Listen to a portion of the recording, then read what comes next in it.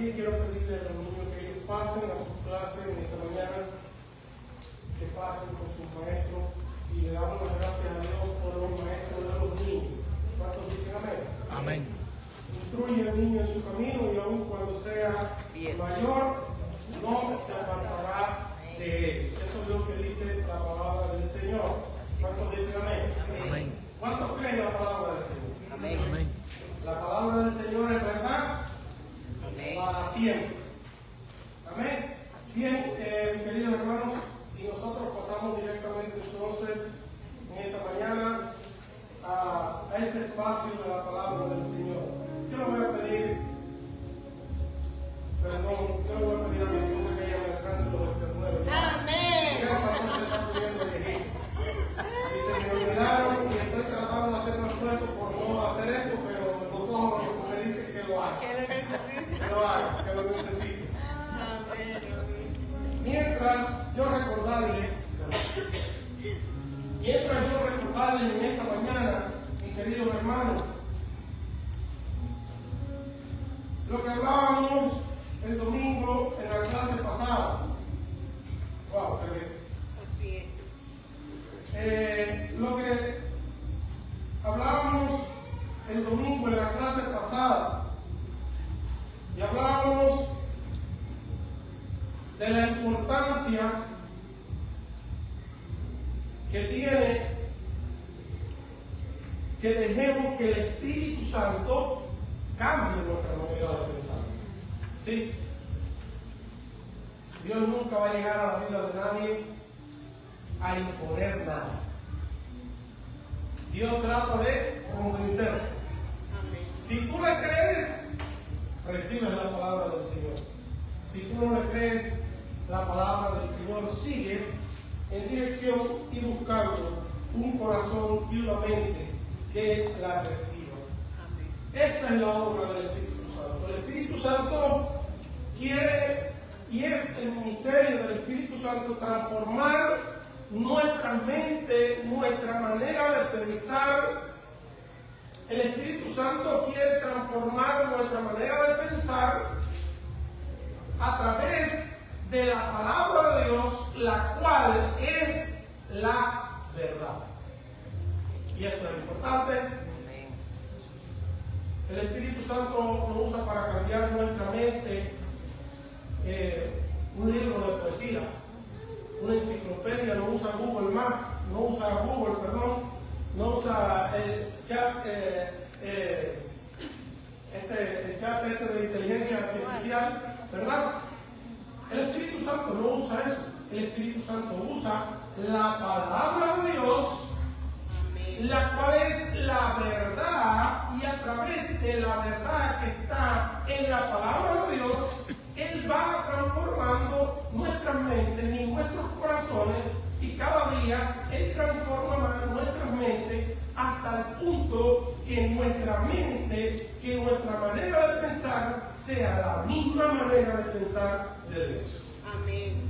Esa es la meta del Espíritu Santo. Ese es el ministerio del Espíritu Santo. Por eso es que es tan importante para nosotros los creyentes la palabra de Dios. Porque la palabra de Dios es la herramienta que el Espíritu Santo usa para hacer este cambio. Y yo quiero en esta mañana conectar la clase del domingo pasado con esta, pero no solamente la clase del domingo pasado, sino que quiero conectar el estudio bíblico del viernes. Ustedes saben que hemos empezado a estudiar el libro de Gálatas. Este viernes hicimos la introducción a la carta a los Gálatas. Esta carta fue escrita en un contexto peculiar que fue en Asia, ¿verdad? Aprendíamos, Asia, la ciudad de Galacia estaba situada en el centro de la actual hoy Turquía.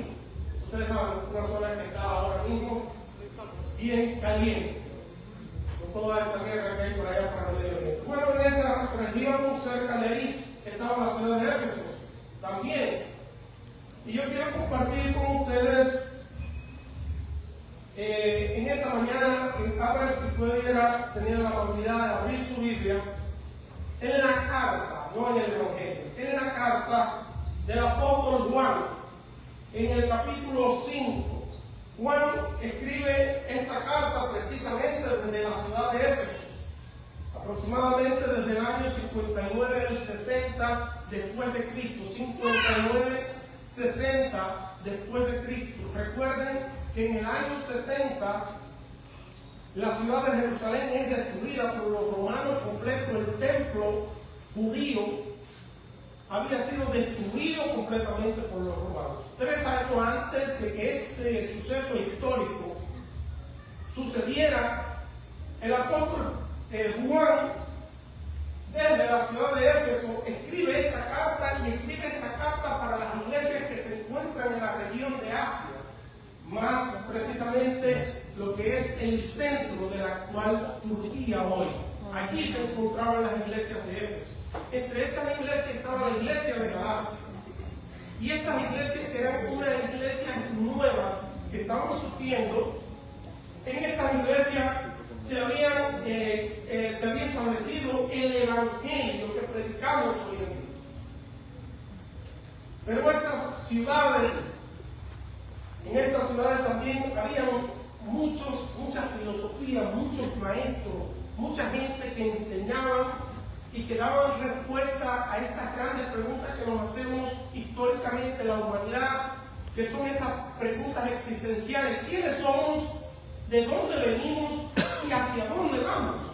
Y había muchas escuelas que pretendían dar respuesta a estas preguntas.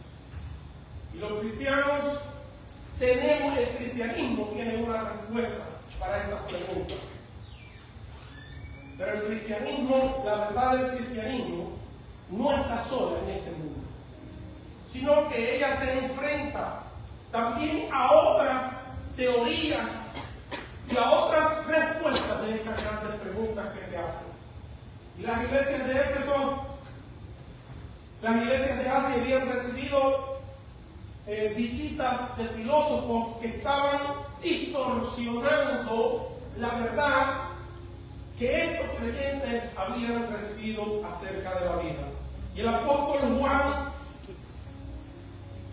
toma, vamos a decir en aquel tiempo, cuero, porque era un cuero, ¿verdad? O el material que usaran para hacer una carta, y tinta, y escribe esta carta dirigida a las iglesias de Asia, y dirige esta carta a las iglesias de Asia, porque se habían introducido dentro de la iglesia algunos maestros que enseñaban cosas contrarias al Evangelio. Cosas contrarias al Evangelio, como cuáles. En primer lugar, que Cristo no era Dios, que Jesús no era Dios. Segundo lugar, introdujeron en la iglesia la enseñanza que la salvación y que la vida eterna, que la santidad y la justicia no se alcanzaba solamente por la fe, sino que había que añadirle a la fe un conocimiento elevado de Dios. Así que con la fe y un conocimiento elevado de Dios trascendemos a la vida eterna. Esto enseñaban estos maestros. Y el apóstol Juan ve en estas enseñanzas un ataque directo al corazón de la doctrina de la iglesia.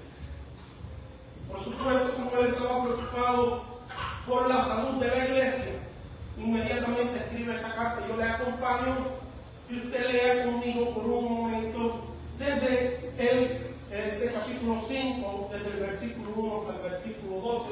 Empezamos, ponemos en pie para referenciar la verdad. ¿Sí? La palabra del Señor, como es costumbre de la iglesia. No, creo que el proyector está en el Evangelio. Es en la carta, primero de Juan. Ahora sí, vamos allá, primero de Juan. Mientras el proyector ahí arregla, ¿verdad? ¿Ya? Ok, primero de Juan. Ahora sí. ¿Estamos listos? Dice: todo aquel que cree que Jesús es Cristo. Oiga, miren cómo,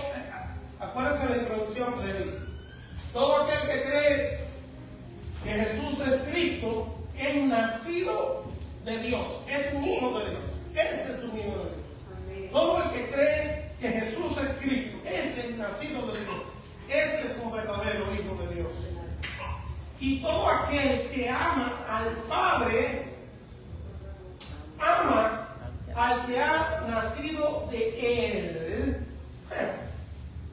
Esta idea es de Juan, muy juanina, dirían los teólogos. No puedes decir, yo amo a Dios y no amo a los hijos de Dios. Es una contradicción.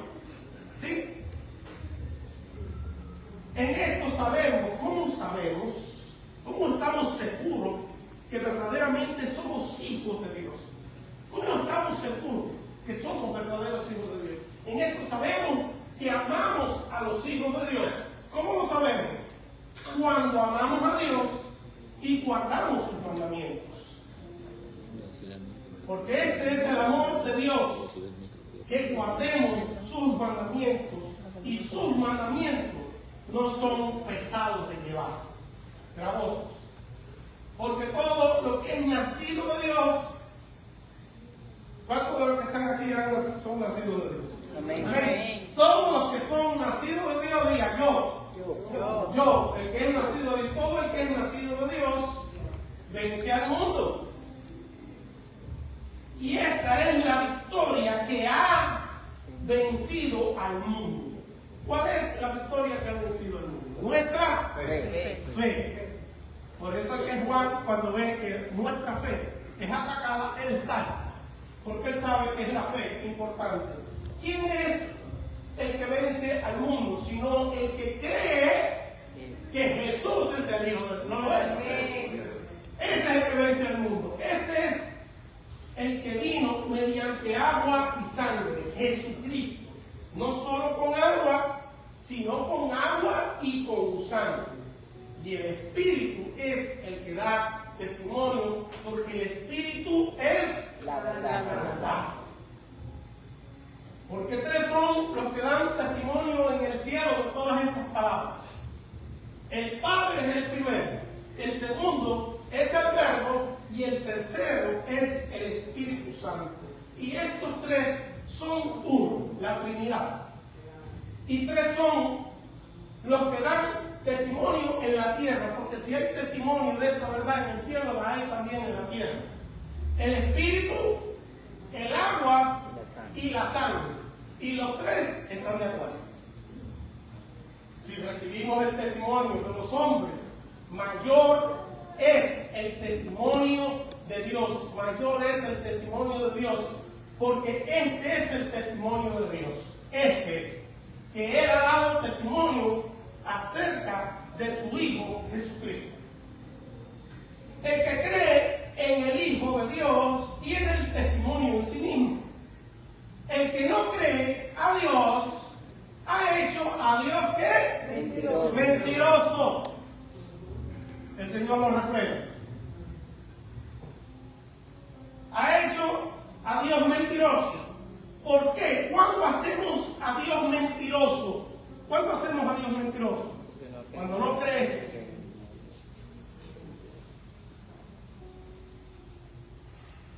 Y el testimonio es este. Este es el testimonio que da el Padre, el Verbo y el Espíritu Santo en el cielo. Y también aquí en la tierra, tres dan testimonio de este es el testimonio de Dios. La sangre, la carne y el Espíritu, ¿verdad? Y están de acuerdo. En el cielo y la tierra están de acuerdo en esto. Este es el testimonio. Que Dios nos ha dado ¿qué? Vida eterna. Vida eterna, y esta vida está en su Hijo. Esta es la verdad. El que tiene al Hijo tiene la vida. Y el que no tiene al Hijo de Dios no tiene vida. No, esta es la verdad. ¿Cuántos dicen amén? Amén. Y lo dejamos ahí. La palabra del Señor es bendita. Antes de presentarse.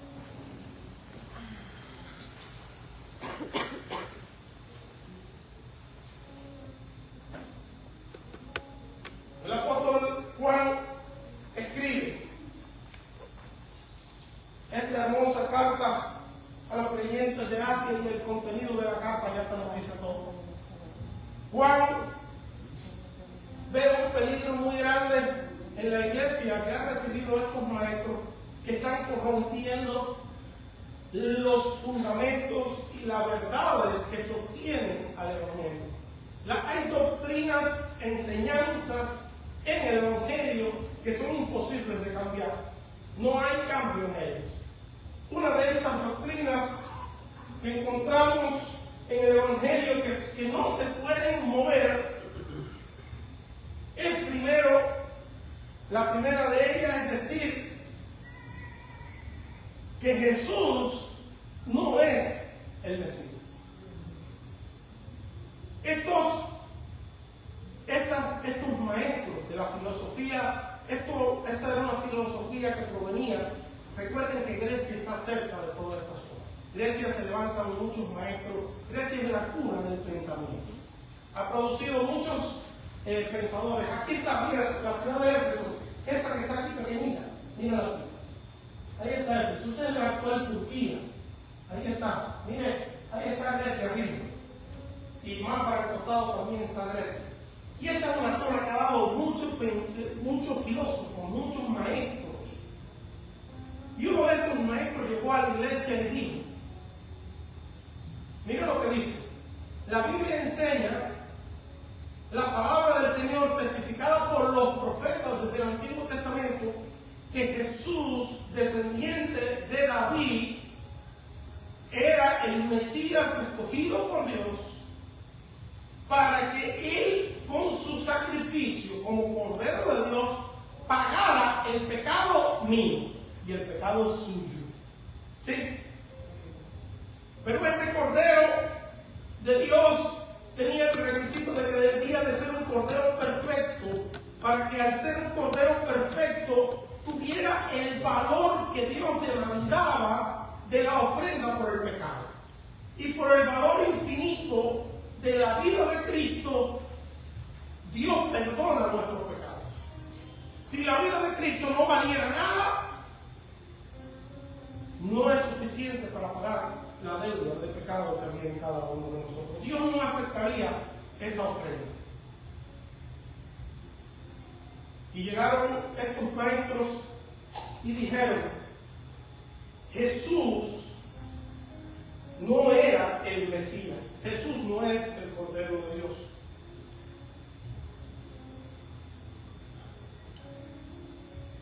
Los gnósticos decían que los gnósticos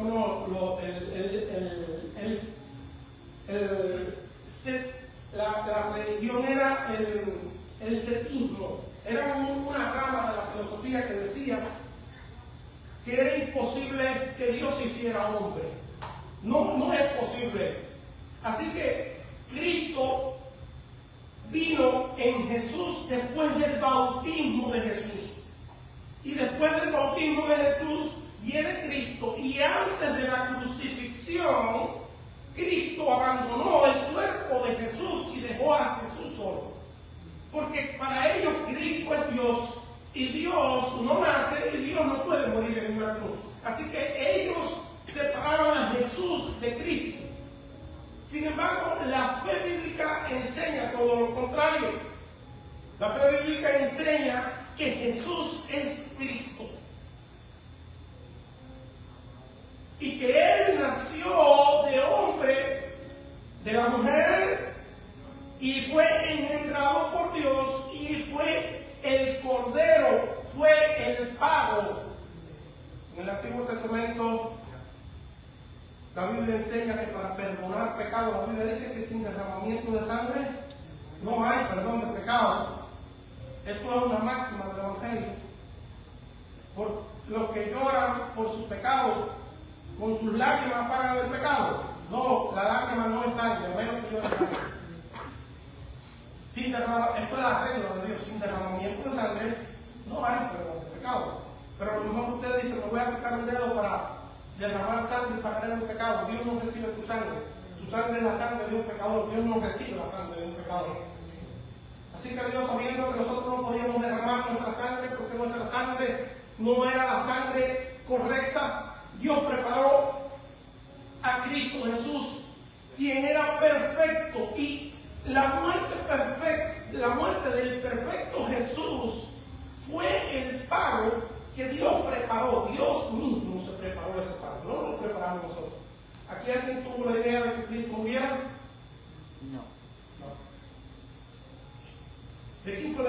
que Cristo muriera por nuestros pecados? Para Dios. La salvación la preparó Dios, no ningún hombre. Dios se preparó. Dios es el ofendido por el pecado. Y Dios nos ama tanto que Dios se preparó su propio pago para Él, para poder perdonarnos a nosotros. Y el pago que Él preparó fue la vida preciosa de su Hijo Jesucristo. Su Hijo Jesucristo moriría en la cruz del Calvario, derramaría su sangre, y por el derramamiento de la sangre de Cristo Jesús, usted y yo somos libres de culpa. Esto es lo que enseña el Evangelio. Nuestros pecados no son perdonados.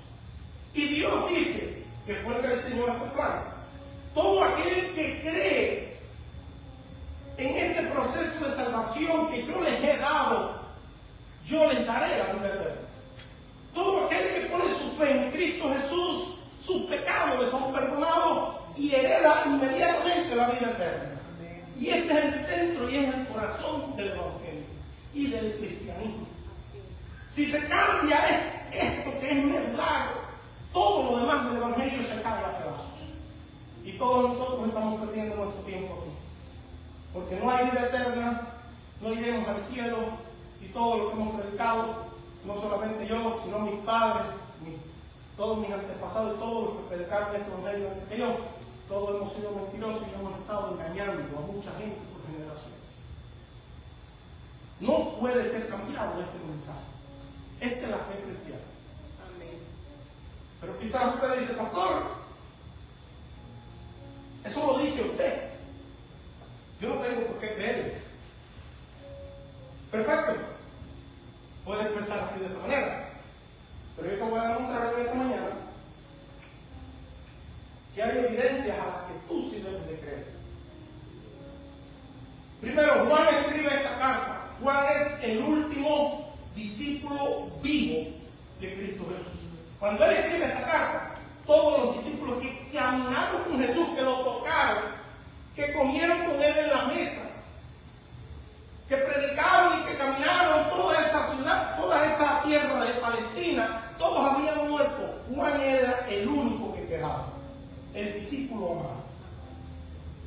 Y Juan, cuando escucha a estos maestros de la filosofía hablar del Jesús encarnado, Juan dice, ¿quiénes son esta gente para hablar de ese Jesús que ellos nunca vieron? Yo sí lo vi. Yo caminé con él, yo dormí con él, pasé hambre con él, tuve frío con él. Yo soy un testigo ocular de ese Jesús.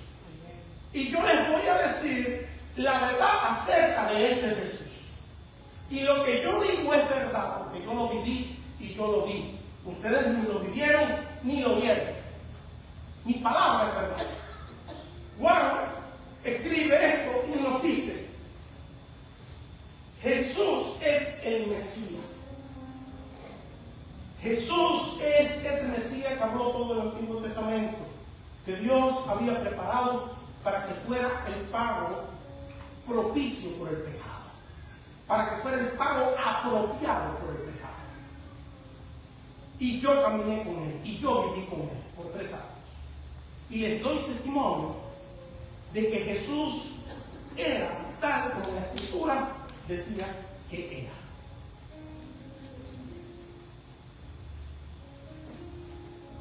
Juan les escribe a estos creyentes y les dice, no se muevan de la fe que ustedes han recibido. Ustedes han sido enseñados en la verdad. Y la verdad es esta. Y Juan dice, verdades que son inamovibles. La primera verdad es que todo hombre es pecador. Sí, por si usted no se había enterado. Todo descendiente de Adán y de Eva es pecador, sin excepción de personas.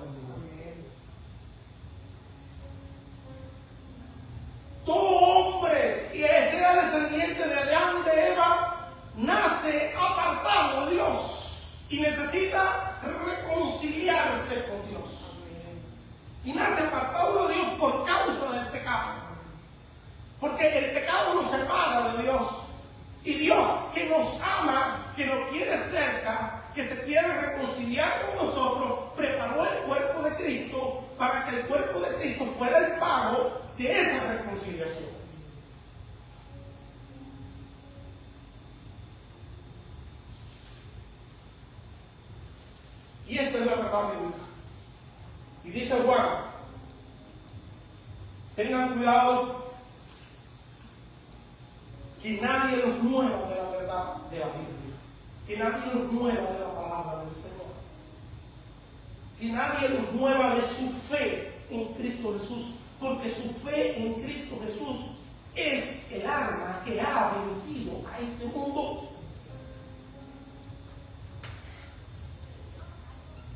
Es la fe en Cristo.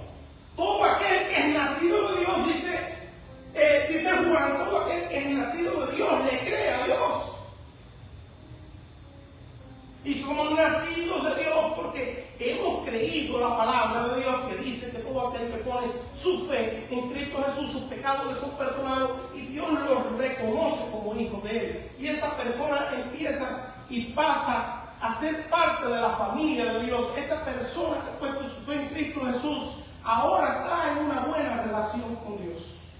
Esta es la verdad del Evangelio. Pero se aparecieron estos maestros, a los cuales Juan le llama falsos maestros, y empezaron a cambiar o a pretender modificar este mensaje del Evangelio. Y ellos empezaron a decir, mira, Cristo no es ese cordero. Ya, ataque directo. Primero, atacar a la persona de Cristo es atacar el corazón de la iglesia, ¿ok? Y de la fe cristiana. Cristo no es, ese Jesús no fue Cristo. Eso es lo primero que ellos enseñaron y dijeron. Lo segundo, los gnósticos dijeron, para alcanzar la trascendencia, que la trascendencia es pasar a la vida eterna, pasar de esta vida a la vida eterna, aparte de la fe, que tenemos que tener esta fe de la que habla la Biblia, en Cristo, aparte de eso, necesitamos profundizar en un conocimiento profundo y detallado de Dios, y a través del conocimiento profundo y detallado de Dios, trascendemos a la vida eterna. Es decir, lo que decían los gnósticos es, la muerte de Cristo no es suficiente para el perdón de pecados. Aparte de la muerte de Cristo, necesitamos tener un conocimiento superior con la fe en Cristo, y el conocimiento superior, nuestros pecados nos son perdonados y trascendemos a la vida eterna. Y dice Juan, eso es mentira, eso no es verdad, eso no es lo que enseña el Evangelio. Y yo quiero compartir contigo para que veas cómo Juan ve esta perversión de la verdad. Acompáñame en el capítulo 2, versículo 10 de esta misma carta de Juan, el versículo 10. ¿Qué es lo que dice?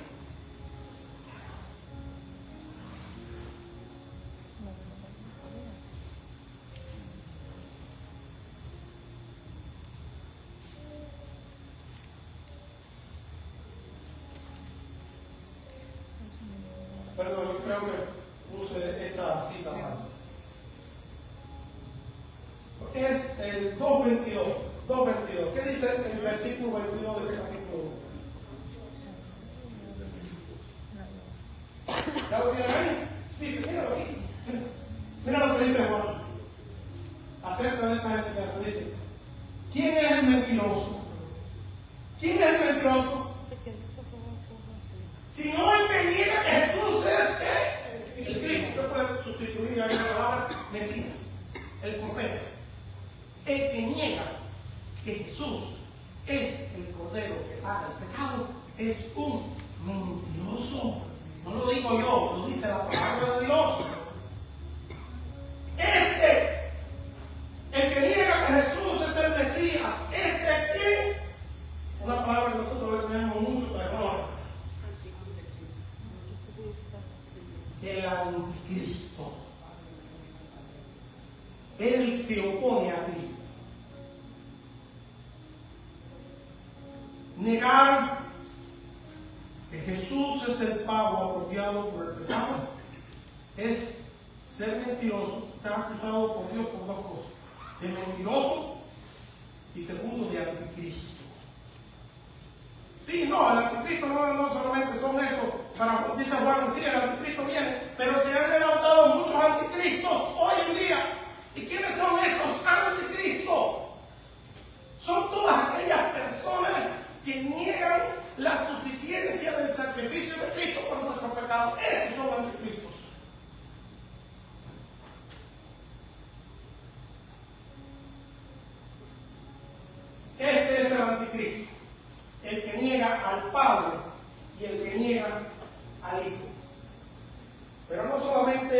Juan dice esto en el capítulo 4, versículo 1.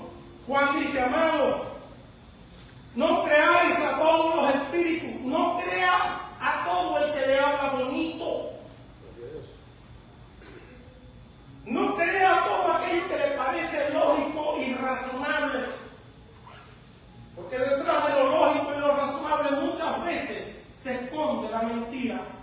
Amados, no creáis todo espíritu, sino probad los espíritus para ver si son de Dios.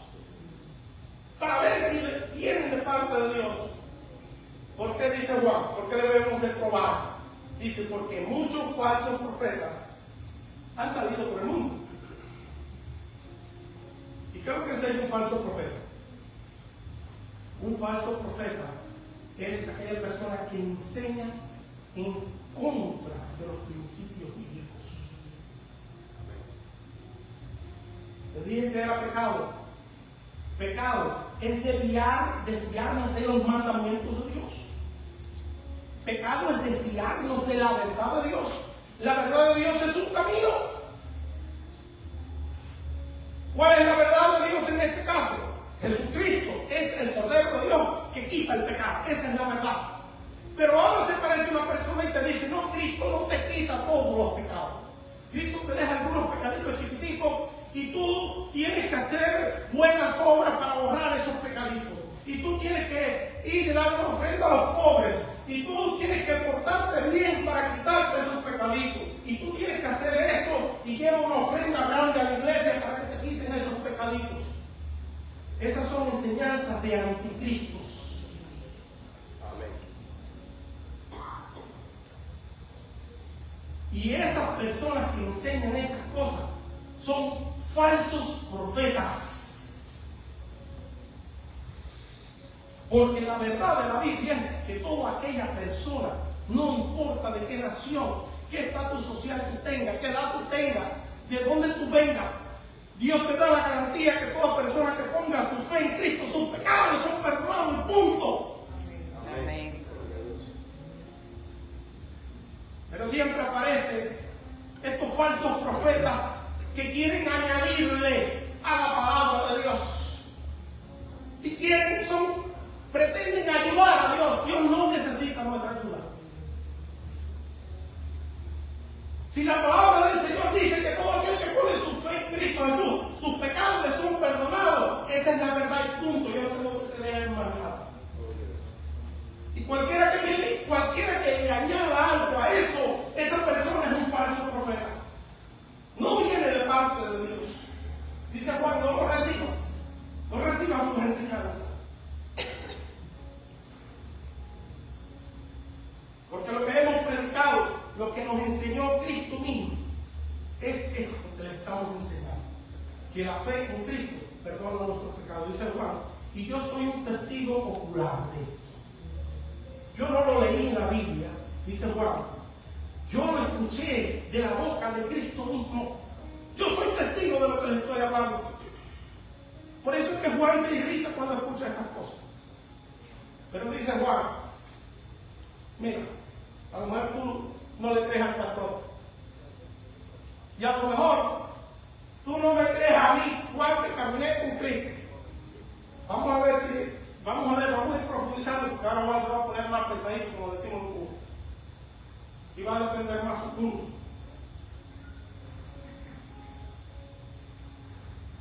Dice Juan: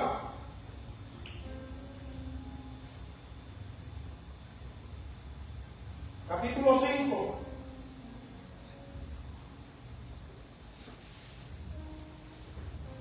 versículo 9.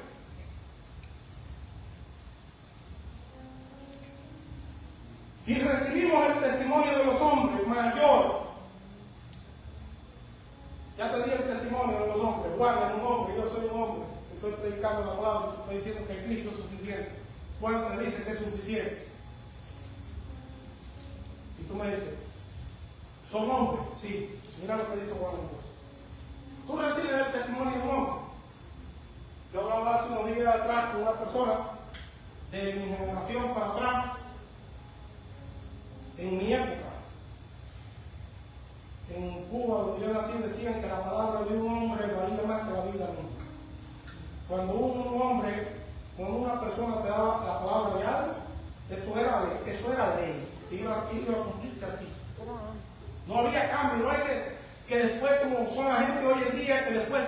y te dicen, ay, mira, yo cambié mi manera de pensar con lo que te dije, ahora voy a hacer otra cosa. Eso no existía en esa época. La palabra de una persona era una palabra seria que se cumplía. Dice Juan, ¿tú confías en la palabra de los hombres? Bien haces. Si recibimos el testimonio es la palabra. ¿Usted sabe qué es un testimonio? Usted ha estado en la corte se llama una persona a testificar contra el acusado o a favor del acusado. Y la palabra de esa persona es una palabra legal. La persona dice, sí, yo vi cuando él se robó el lápiz. Yo lo vi. Esa persona, el testimonio de esa persona vale, porque esa persona lo vio. Y ese es el testimonio. Y dice Juan, Dios nos ha dado testimonio acerca de Cristo.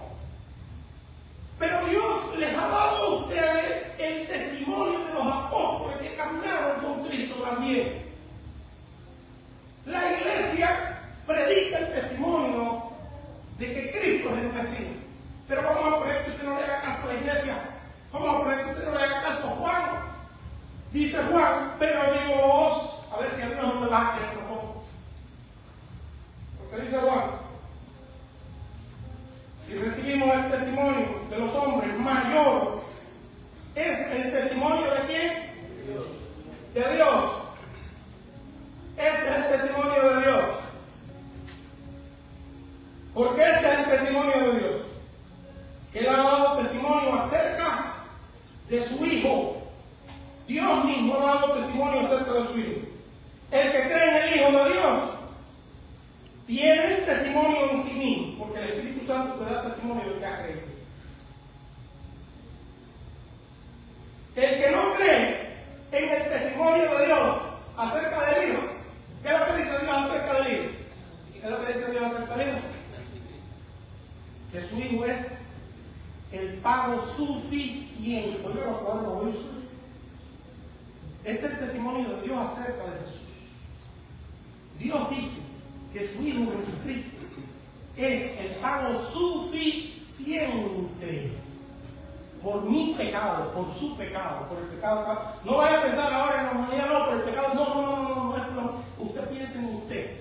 Dígase usted mismo. El testimonio de Dios acerca de Cristo es que Cristo es el pago suficiente por mis pecados. Amén. ¿Alguien entiende la palabra suficiente? Amén.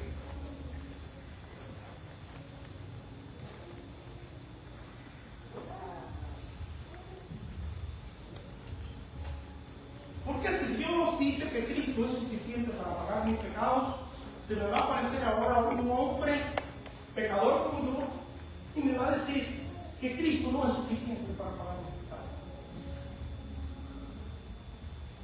Pero se aparecerán esos hombres, pastor, sí, históricamente se han aparecido. ¿Cuál le llaman anticristos? Falsos maestros, falsos profetas mentirosos, que se levantarán en los últimos días y le dirán a los creyentes que han puesto su fe en Cristo: tu fe no es suficiente.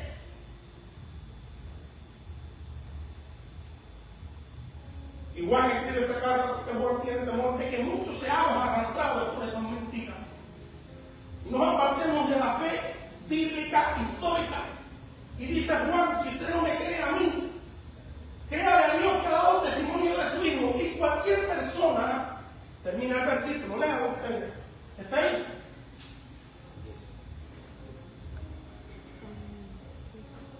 Vamos un momentico.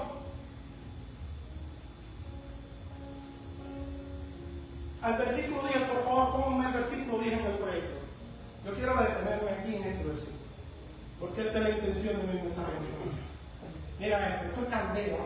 Esto tiene unas implicaciones en tu fe terribles. Dice la Biblia. No lo digo yo. Este es el testimonio de Dios, no mi testimonio, no es mi palabra, es la palabra de Dios. La palabra de Dios dice que el que no crea en el testimonio de Dios acerca del Hijo, que el Hijo es suficiente para pagar nuestros pecados, ha hecho o pretende, no, estas personas pretenden hacer mentiroso a Dios. ¿Quién dice que debería decirle mentiroso a Dios?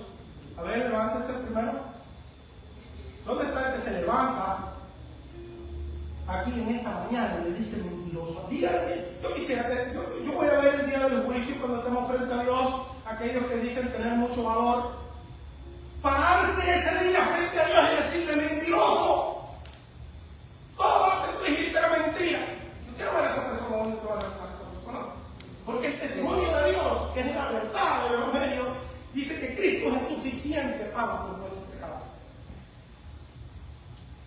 Pero la palabra de Dios dice que si para ti Cristo no es un pago suficiente por tu pecado, lamentablemente tú le estás diciendo a Dios mentiroso. O yo estaré interpretando mal el texto. ¿Alguien me puede demostrar que yo estoy interpretando mal ese texto? El texto está claro. El testimonio de Dios acerca del Evangelio y de su Hijo es uno. Es la verdad. Dice Juan, mire, las dos palabras que más usa Juan, la primera palabra que más usa Juan en esta carta es la palabra amor. Y la segunda palabra que más usa Juan en esta carta es la palabra verdad.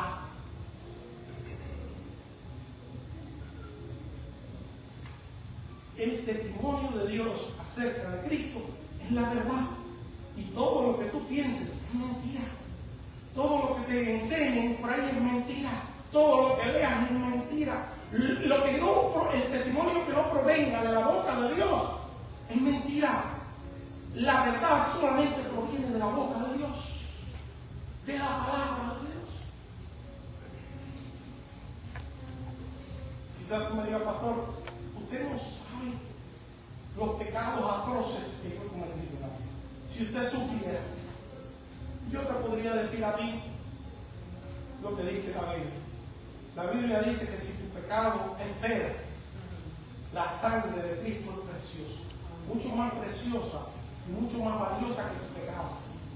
Y dice el testimonio de la palabra de Dios que todo aquel que ponga su fe en Cristo Jesús, sus pecados le son perdonados. Eso es palabra de Dios. Amén. Eso es palabra de Dios. Si tú quieres, deja que este mundo te robe la palabra. ¿Se acuerdan la parábola del sembrador? Que vinieron unos pajaritos, la semilla cayó junto al camino. Y antes de que la semilla brotara, vinieron unos pajaritos, se la comieron y se la llevaron. Así son los falsos maestros, los falsos profetas, los mentirosos. Ellos vienen y cuando la palabra del Señor cae en tu mente, antes de que la palabra germine, ellos se comen la palabra, se corrompen la palabra y tú pierdes la palabra del Señor.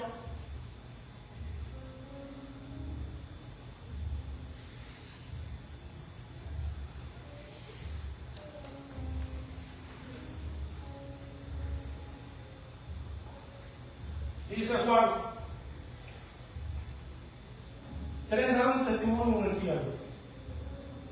Es uno de los pocos textos que tenemos en toda la Biblia que contiene en un solo texto la Trinidad. Dice Juan, hay 3 personas en el cielo que dan testimonio de que Jesús es pago suficiente por nuestros pecados: el Padre, el Hijo y el Espíritu Santo. Este es el testimonio. Si alguna persona no cree que Jesús es suficiente pago por su pecado, esa persona está en contra del testimonio de la Trinidad. Sí, pero dice Juan, este testimonio no solamente proviene de la Trinidad que está en el cielo, porque hay 3 cosas en la tierra que dan testimonio de que esto es verdad: el agua, la sangre y el Espíritu. Cuando Jesús fue bautizado en el río Jordán, ¿qué hizo? El Espíritu Santo descendió en forma de paloma sobre Juan y se escuchó, todos escucharon allí una voz que salía del cielo y decía: ¿este quién es? Este es mi hijo amado, en el cual tengo que complacencia. La complacencia significa la suficiencia del pago de Cristo. No acepto otro pago que no sea este. Este es el pago que yo quiero por el pecado. Y si alguien me paga su pecado con esto, para mí es un pago suficiente y sus pecados no son perdonados. El Espíritu dio testimonio. Lo segundo que dio testimonio fue la sangre que Cristo derramó sobre la cruz.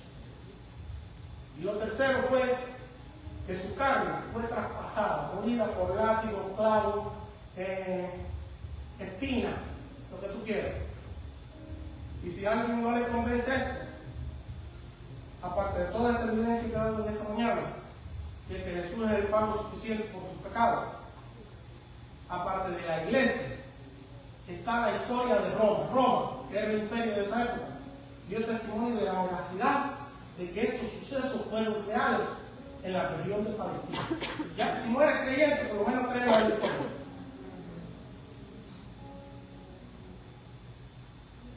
Pero yo quiero hablarle a la iglesia en esta mañana y decirle a la iglesia esto. No hagas mentiroso a Dios en tu mente. Yo he hecho mentiroso a Dios en mi mente. ¿Cómo, pastor, usted ha hecho mentiroso a Dios en su mente? Cuando el pecado ha venido a mi mente, esos pecados que a veces son bien feos, ¿verdad? Que ni nosotros mismos no los queremos perdonar. Usted sabe que muchos de nosotros luchamos con errores que hemos cometido. Errores es de cobarde. Eso no, la Biblia no le llama errores. La Biblia le llama, como ha hecho, pecado. Es pecado. Muchos pecados que hemos cometido y nosotros mismos a veces no los queremos perdonar. De hecho, muchas personas todavía no nos han perdonado lo que le hicimos. Y en nuestra conciencia, que la conciencia es la verdad. La conciencia no te dice mentira. La conciencia, cuando tú eres culpable, tú le dices a la gente con la que tú estás discutiendo, no, yo no soy culpable. Pero cuando te vas para la casa y te acuestas en la cama, en la intimidad, donde nadie ve, la conciencia te dice, tú sabes que tú eres culpable. A mí si no me vas a engañar.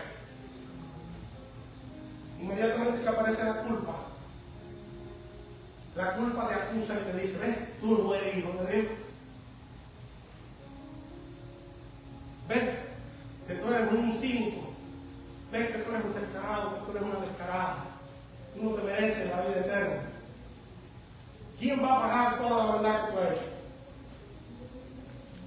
Pero también inmediatamente con la palabra acusadora de la conciencia se aparece el Espíritu Santo y te dice, la sangre de Cristo nos limpia de todo pecado. Amén. Y Dios te dice, por tus debilidades yo di mi vida, por tus errores yo di mi vida, por tus pecados yo di mi vida, yo te perdono, eres perdonado. Perdonado es perdonado. No es el perdón ese que te enseñaron en la escuela de gente que dice, yo perdono pero no olvido. Ese no es el perdón del que habla la Biblia. Así no perdona Dios. Dios cuando perdona, perdona. Se borra. Y por eso es que Él te da una nueva vida. Y en esa nueva vida que Él te da, eres perdonado. Pero si después de recibir la palabra del Señor, de que la sangre y el cuerpo de Cristo fue dado por tus pecados, tú en tu mente dices, no, yo no soy perdonado. Si tú en tu mente dices, no, yo no creo que la sangre de Cristo perdone estos tipos de pecados, tú estás haciendo mentiroso a Dios. O esto está fuerte, porque ofendes a Dios en tu mente. Esos pensamientos tuyos ofenden. Esos pensamientos tuyos realzan el pecado por encima de Cristo. Le estás dando con esos pensamientos más valor al pecado que a Cristo. Y le llamas a Dios mentiroso, porque estás negando el testimonio y la palabra de Dios que dice que tus pecados te son perdonados. Por eso el creyente que no vive en paz no ha recibido la palabra de Dios. El que ha creído en esta fe, como dice Juan, que ha vencido el mundo, es una persona que vive en la paz de Dios. Y nada no puede sacar de la paz de Dios. Por eso mi exhortación en esta mañana, con esto termino.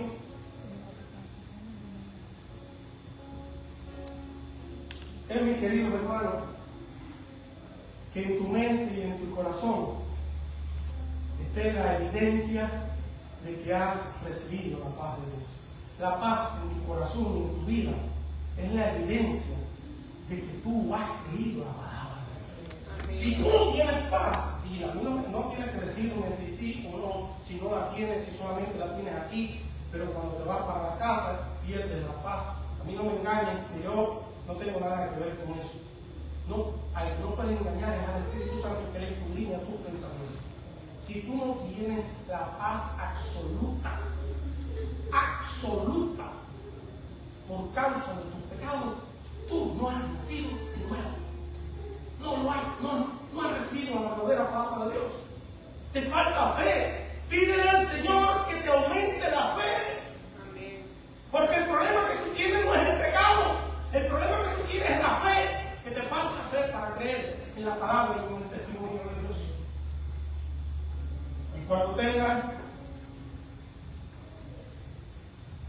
suficiente fe. Como dice aquí el apóstol Juan. Cuando Dios vea la suficiente fe en tu corazón y en tu vida, Dios nos ha dado su Espíritu Santo, y el Espíritu Santo, esto solamente lo han experimentado los hijos de Dios. El Espíritu Santo te va a decir, te va a poner una paz y una calma dentro de ti. Esta es la paz que sobrepasa todo entendimiento, que dice la Biblia. Y te va a decir, yo te he recibido como hijo. Tus pecados te son perdonados. Amén.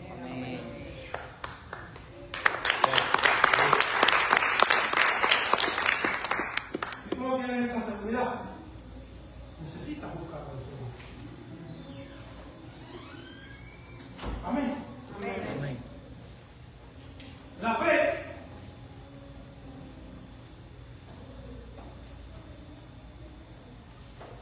que necesitamos para tener la paz que sobrepasa todo entendimiento de Cristo. Y yo le voy a pedir a los primos, a los míos que vinieron a presentar a su niño en esta mañana, aquí delante del Señor, como manda el Señor. Ellos vayan pasando aquí. Y no los presenté antes porque el mensaje tiene una conexión con esto que vamos a hacer en esta mañana. La iglesia cristiana no bautiza. Venga, abuela, si los abuelos son mamados, en la iglesia cristiana no bautizamos niños. No es nuestra costumbre bautizar niños. Porque comprendemos que el bautismo es una decisión que solamente puede hacer un adulto por sí mismo. Así es. No puede un adulto, ellos, los padres que están aquí, no pueden, y los abuelos, la mamá, el papá está en la carretera trabajando. Pero estos padres que tienen autoridad no pueden decidir por este niño, encaminarlo en los caminos del Señor. Ellos pueden encaminarlo en los caminos del Señor, pero no pueden tomar la decisión por el niño de seguir a Dios. Solamente cuando el niño sea un adulto y tenga decisión sobre su propia vida, él decidirá qué camino va a tomar en la vida. Amén. Por eso no bautizamos a los niños, porque el bautismo se le realiza a una persona que ha tomado la decisión de seguir a Cristo y seguir este mensaje que predicamos aquí en la iglesia. Lo que hacemos con los niños es que los presentamos al Señor. Amén. ¿Sí? Amén. Y presentamos a los niños al Señor, y yo quiero leer un momento lo que dice la palabra. Amén. Mira lo que dice aquí Cristo. Evangelio de Mateo, capítulo 19, versículo 13. Dice así: entonces le trajeron algunos niños para que, a Jesús, le trajeron algunos niños para que pusiera sus manos sobre ellos. ¿Ven? Para que pusiera sus manos sobre ellos y orara por ellos. Pero los discípulos reprendían a los padres que traían a los niños a Jesús. Y Jesús les dijo a los discípulos: dejad a los niños venir a mí y no se lo impidáis. Déjalo que vengan a mí. No le impidan que vengan a mí.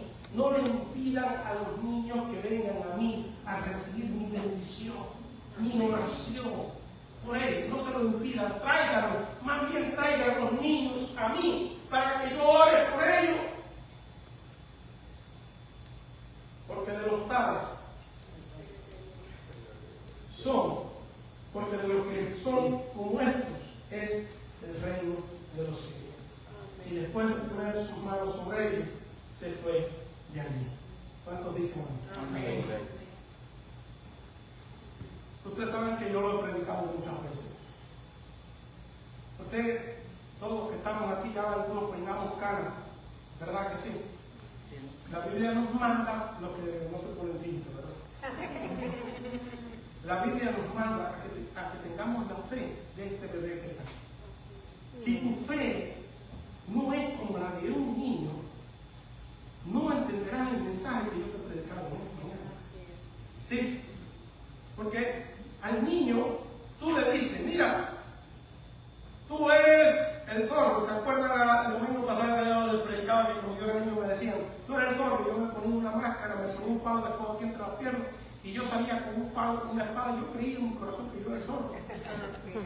Yo lo creía. Porque este año así debemos acercarnos a Dios. Ingenuamente creerle a Dios ciegamente. Si Dios dice que Cristo es el suficiente Padre por mis pecados, sé como un niño, Él cree. Y cree en tu corazón y en tu corazón mis pecados me son perdonados. Amén. Porque necesitamos tener la fe de un niño. ¿Cuántos dicen amén? Amén. Y estos padres han traído a presentar a su niño en esta mañana. Este que está aquí es el primo mío segundo, mi hermano Luisito es el primero, y este que está aquí es el segundo de la familia. Y este es su hija y su nieto. Y él sabe esto que yo voy a decir en esta mañana. Traer al niño aquí a este lugar a presentarse al Señor no es suficiente. La Biblia manda que el niño debe de ser instruido, educado en los caminos de Dios. Y dice la Biblia que aquel niño que sea educado en los caminos de Dios, aun cuando sea viejo, no se apartará de ellos. Y el testimonio es el abuelito que está aquí en esta mañana.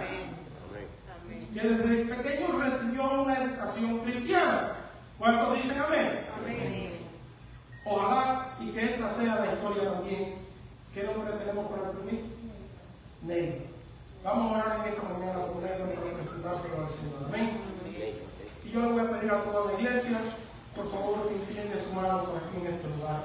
Porque ustedes, los que ya somos padres, todavía aquí mi prima Cristi, a lo mejor no sabe esto, porque no ha tenido hijos adultos. Cristi, ser padre en este país es una responsabilidad demasiado grande. A veces pesa demasiado. Porque este niño que está aquí, este mundo te lo va a querer educar. Y le va a querer enseñar, él reconoce a la familia. Y le va a querer enseñar un camino contrario a la fe, no solamente tuya, sino la fe de tu papá. Y la fe del papá y del abuelo de nosotros. Porque en las venas de este niño está corriendo la sangre de hombres que le han servido toda su vida al Señor. Amén. Amén. Y vamos a orar en esta mañana. Amén. Para que esa bendición siga sobre este niño. Amén.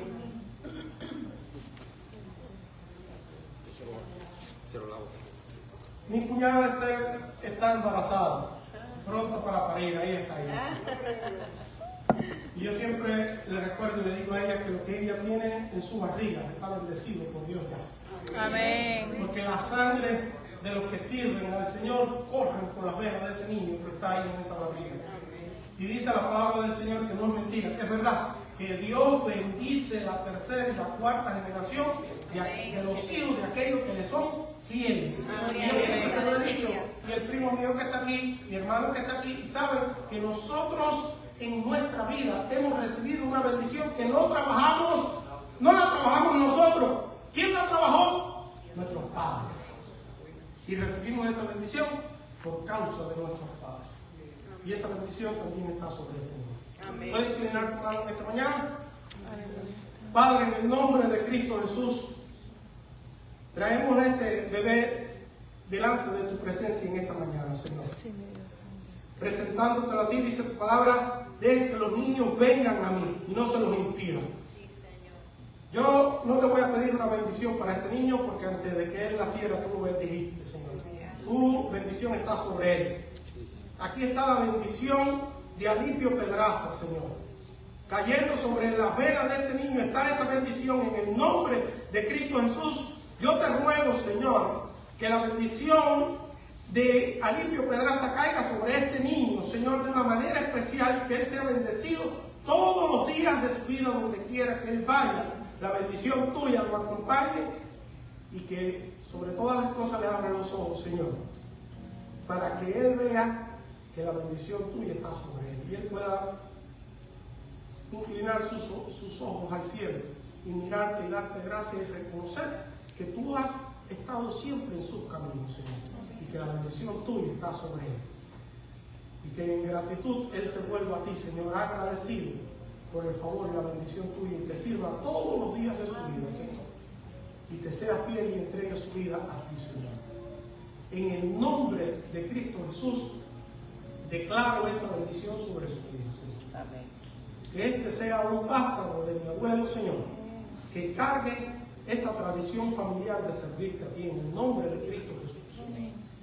Te doy las gracias, Señor, porque podemos orar a ti y sabemos que la oración que hacemos a ti está en tu presencia. Y esta iglesia reunida aquí, la cual es la autoridad tuya en esta tierra, ora y bendice a este niño para que sea protegido de todo mal. En el nombre de Cristo Jesús, la sangre de Cristo lo cubra y lo libre de todo ataque, de todo mal del enemigo. La bendición de Jehová lo rodea donde quiera que vaya, Señor, hasta el último aliento que Él tenga sobre esta tierra. En el nombre de Cristo Jesús, amén. Amén.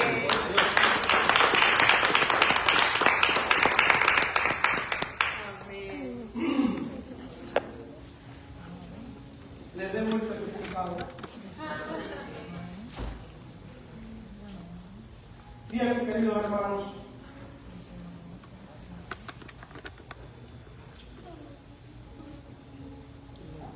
yo quiero decirles algo antes de dejar este lugar. Sean fieles al Señor. Amén. ¿Ustedes saben por qué?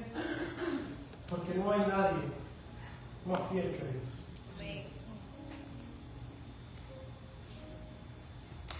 Mi abuelo, que fue el que empezó el cristianismo en nuestra familia, sirvió al Señor, se entregó al Señor como un niño. Sí, ay, qué falta nos hace ser niño otra vez y servir al Señor como un niño.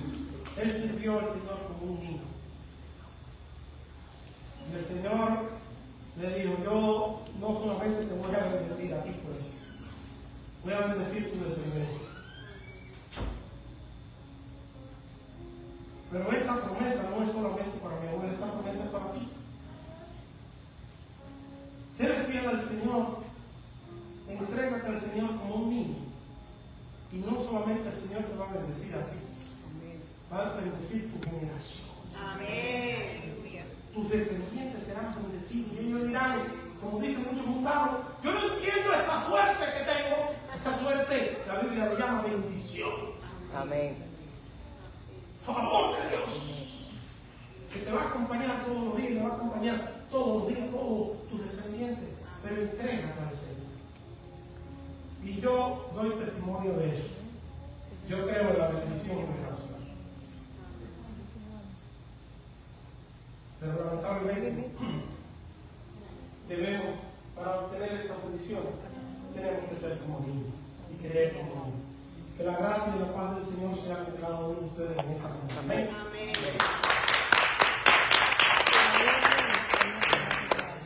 Bendito sea Dios, gloria a Dios. Hermano, en este momento vamos a pasar adelante para recoger los diezmos de la ofrenda que corresponden al Señor. Y como el pastor dice, todo es por fe en Cristo. No es por lo que me dice el hombre o la ciencia, o lo que me dijo mi abuela. Es lo que dice la palabra de Dios. Todos tenemos que decidir en quién vamos a creer, a Dios o a los hombres. Gracias, Señor, por pedir la noticia.